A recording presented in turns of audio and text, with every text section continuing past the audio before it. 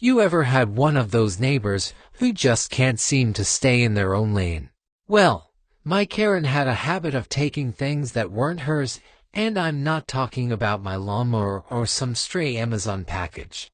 No, Karen had a specific taste for something a little more personal, my mail.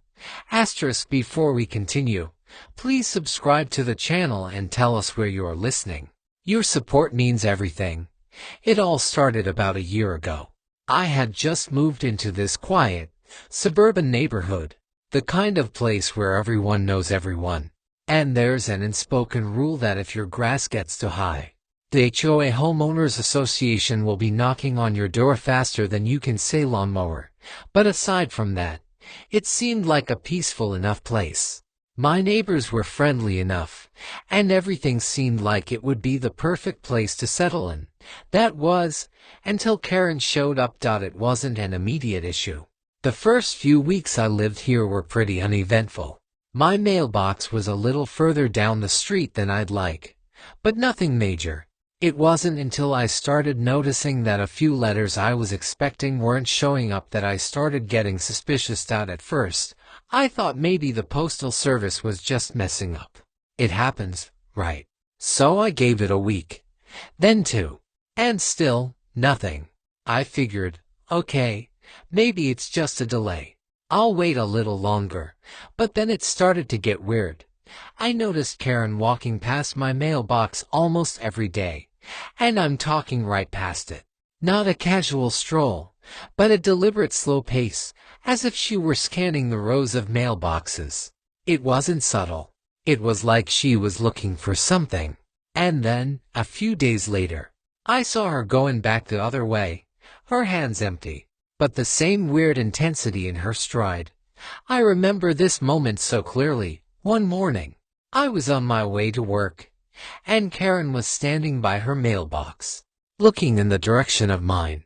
I smiled politely as I walked past her, and she gave me a tight-lipped smile back. There was no real warmth there.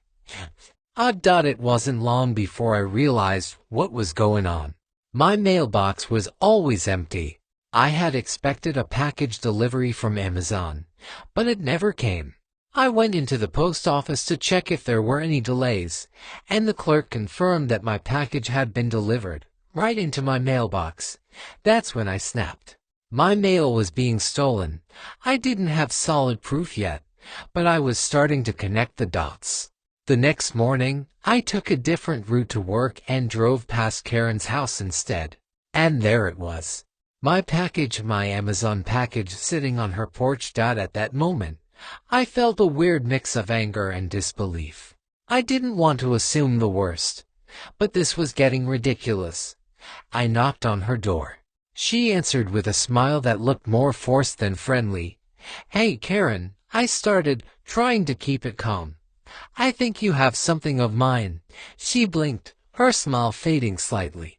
"What are you talking about?" "Your porch." I pointed at the package in her hands. "That package? It's mine." I got an alert that it was delivered to my mailbox, but it never showed up. "Why is it on your porch?" Karen shifted uncomfortably, glancing at the package in her hands. "I'm not sure what you mean. This was just left here, I swear." I wanted to strangle her, but I didn't. I stayed cool, though I could feel the rage building inside me. "Karen, you're literally holding it. You don't even have to lie about it. Just hand it over." For a split second, I thought she might give it back. But then the door cracked open wider, and I saw her face change. She let out a fake laugh. "Oh, you think I stole your mail?" Her voice was dripping with sarcasm. "I'm just trying to make sure it's safe, okay? Can't be too careful with all those crazy neighbors around here." I could feel my patience slipping, but I wasn't going to give her the satisfaction of seeing me lose it. I just walked away. But Karen wasn't done. Now, I'm not proud of what I did next, but when you're desperate, you do desperate things. I have been dealing with this for weeks now, and each time, Karen's audacity grew. So, I started thinking, how could I catch her in the act? I could go to the HOA, but I knew that would be a waste of time. They'd probably just tell me to keep an eye on it or suggest I get a security camera. But what if I made it a bit more interesting? I'd heard stories online about people using simple tricks to catch thieves, including mousetraps. They're cheap, effective, and, well, satisfying when used on the right person. And that's exactly what I did. I bought a couple of those classic wooden mousetraps. You know, the ones with the spring-loaded bar that snaps down fast enough to break a mouse's neck. I didn't even bother with bait. I just set them right inside my mailbox. The idea was simple. If Karen tried to steal my mail again, she'd get a nice surprise. The next day, I put my plan into action. I positioned the traps carefully, making sure they were hidden under a couple of letters. All I needed was for Karen to take the bait. Literally, it didn't take long.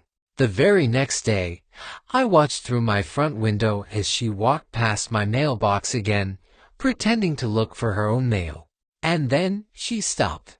I held my breath as I saw her reach for the door of my mailbox. I could almost hear her gloating in her head.